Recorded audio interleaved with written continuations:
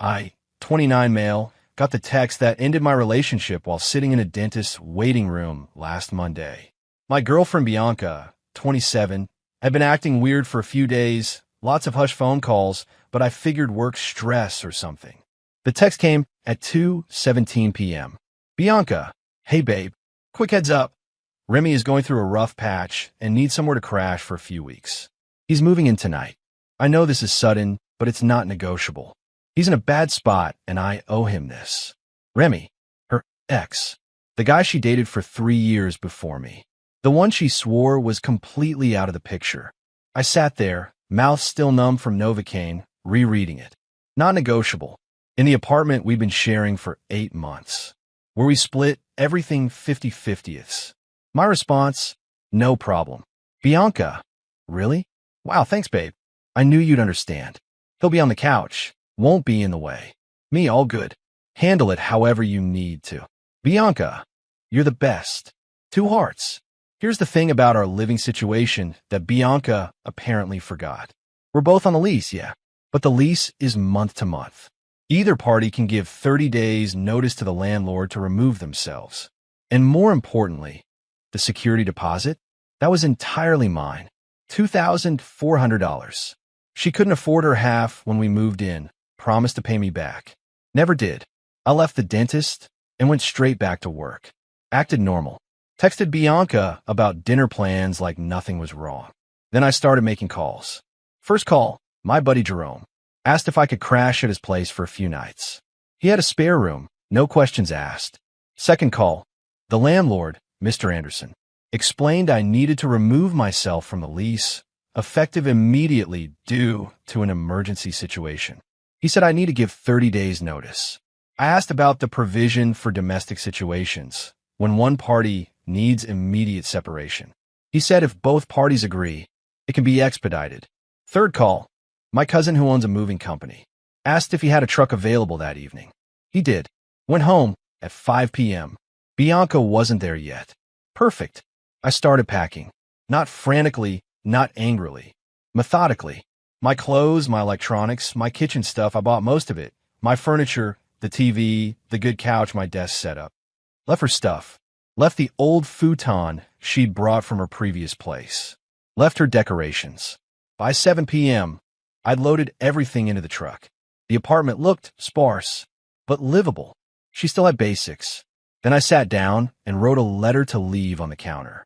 Bianca, you said Remy moving and wasn't negotiable. I respect that.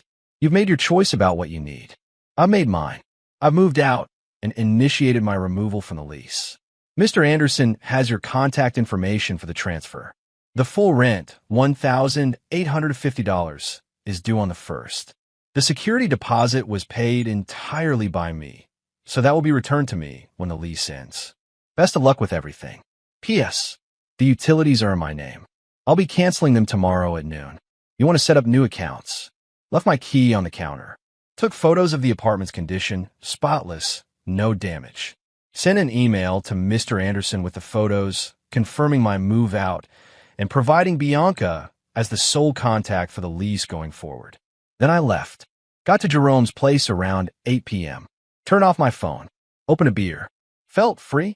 Like when you finally rip off a Band-Aid that's been slowly peeling anyway. Turned my phone on the next morning to 63 texts and 19 missed calls. Update 1. The meltdown was exactly what you'd expect, but with some extra spice I didn't see coming.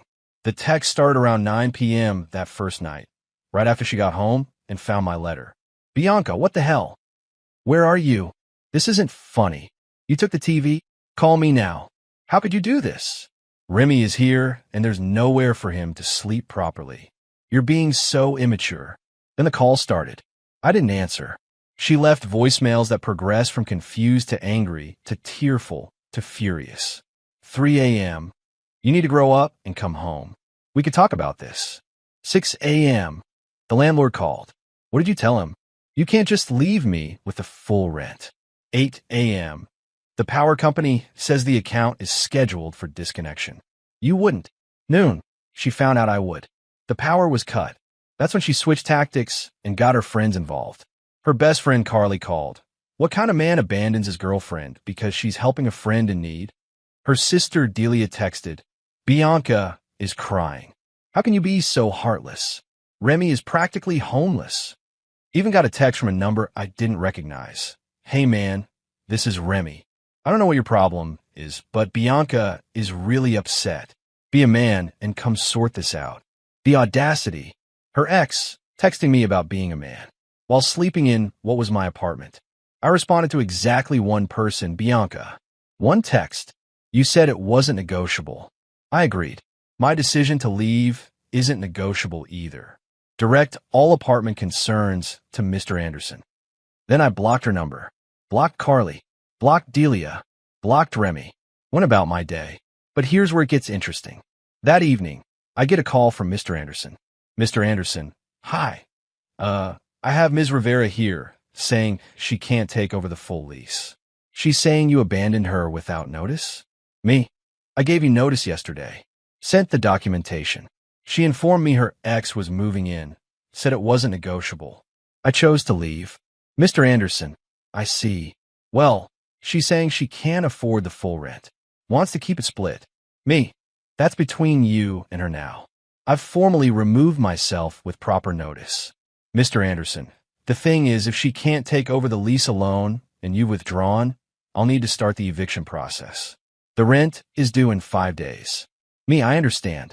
That's unfortunate. Later found out from Jerome, who heard from his girlfriend who knows Qley, that Bianca was scrambling. Remy, the guy she was helping, unemployed, been couch surfing for 2 months. Not only could he not help with rent, he was eating her food and using her Netflix all day. She tried to get Remy to leave, so I'd come back. He refused, said she'd offered him a few weeks and he needed it. She'd already told everyone what a good person she was for helping him. Couldn't back out now without looking bad. The rent deadline was approaching. This was about to get messy, eh? Update 2. The first of the month came and went. Bianca did not pay the full rent. She tried to pay half, $925, which Mr. Anderson rejected. It was all or nothing. She had until the 3rd before late fees kicked in and the 5th before eviction proceedings would start. On the 2nd, I got an email from her. She'd created a new email just to contact me since I'd blocked her everywhere else. Subject, please. I can't afford this place alone. You know that. I don't understand how you can be so cruel. Remy is leaving tomorrow, but the damage is done. I need you to come back and at least help with this month's rent. I'll pay you back. Please don't do this to me. I didn't respond. On the 3rd, the dirty trick started. First, she showed up at my workplace. Security called up to my desk saying my wife was there for a lunch date. I told them I wasn't married and to please escort her out. She made a scene. Security had to physically remove her while she screamed about me owing her money. That evening, Jerome showed me her Instagram. She'd posted a sob story about being abandoned by someone she thought loved her and how she was facing homelessness because of a vindictive ex. The comments were brutal for me. People calling me trash, saying she deserved better. Whatever. I don't even have Instagram. But then she escalated to something actually problematic.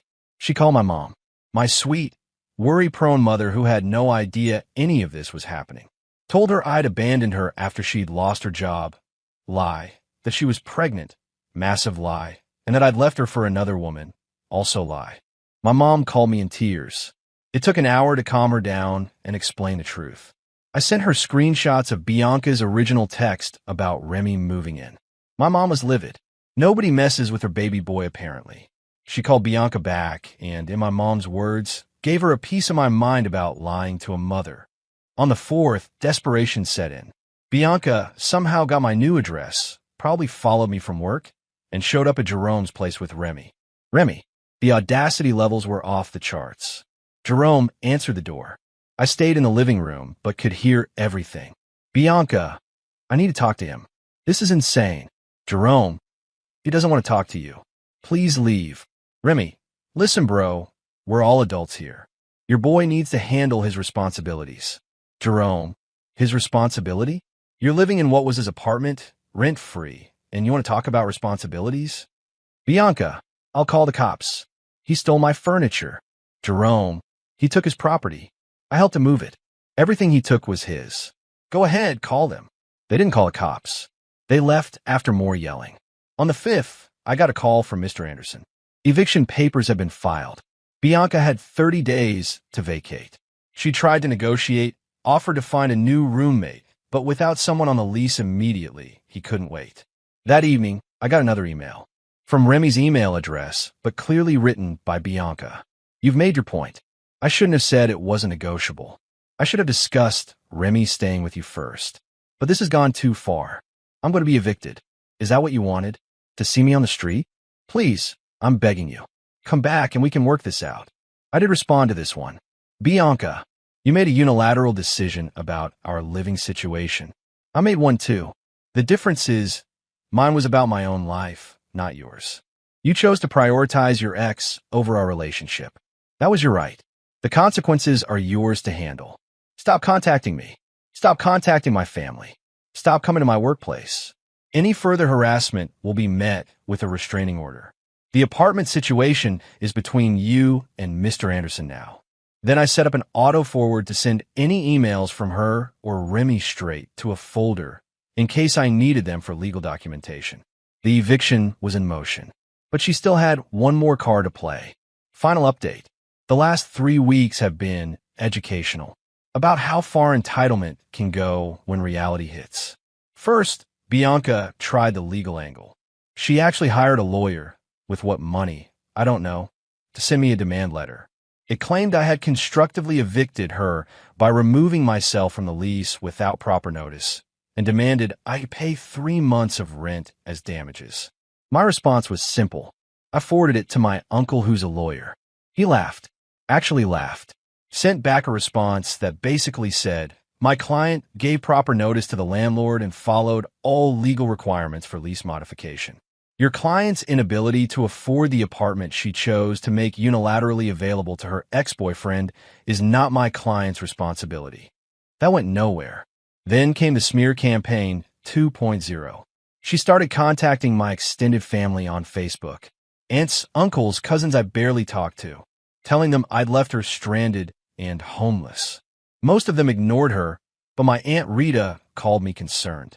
When I explained the situation, that she'd moved her ex in without discussing it with me, my aunt's response was perfect, so she thought she could have her cake and eat it too. With both of you in the same apartment? That girl needs therapy, not sympathy. Meanwhile, the eviction proceeded. Bianca managed to delay it by a week by claiming hardship, but ultimately, she had to leave. And here's where it gets almost sad if it weren't so predictable. Remy bounced the moment the eviction was final. Apparently, once she didn't have an apartment for him to crash in, he remembered he had other friends. Left her to pack and move alone. She tried calling me crying about it. The call went straight to voicemail, which I deleted without listening. But the real kicker came last week. I ran into Qley at a coffee shop. She tried to ignore me, but I was at the counter when she walked in. No avoiding it. Qley, coldly, hope you're happy. She's living with her parents now. Me? That's unfortunate. Qley, she loved you. She was just trying to help someone. Me?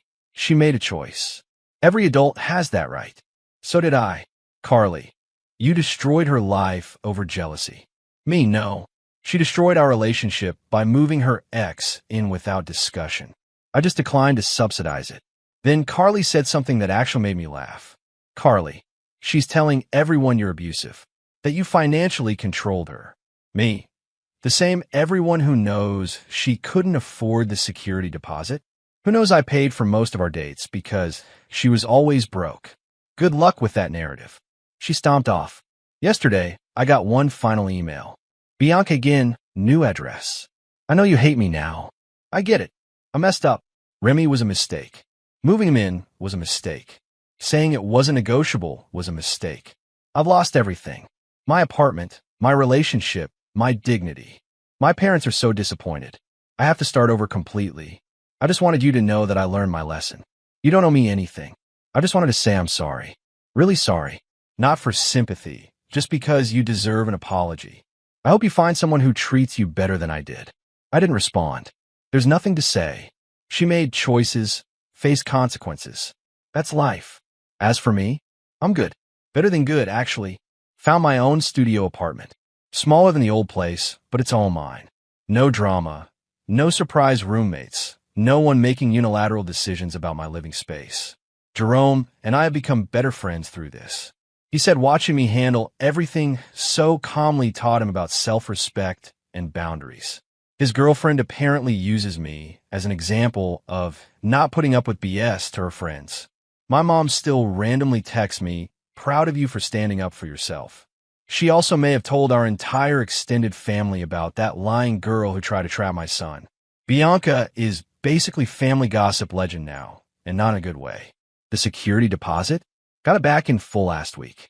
Mr. Anderson said the apartment was left in good condition, probably because I'd taken such good care of it. That $2,400 went straight into my savings. Thinking about using it for a vacation. Solo trip, no drama, no negotiations. The lesson? When someone tells you something about your shared life is not negotiable, they're telling you exactly where you stand with them. Believe them. And more importantly, remember that your response doesn't have to be negotiable either. She wanted to play the not negotiable card. I just played it better. Living my best life now. Alone, drama-free, and with full control over who does and doesn't enter my space. That's all, folks. Thanks for following along on this bizarre journey.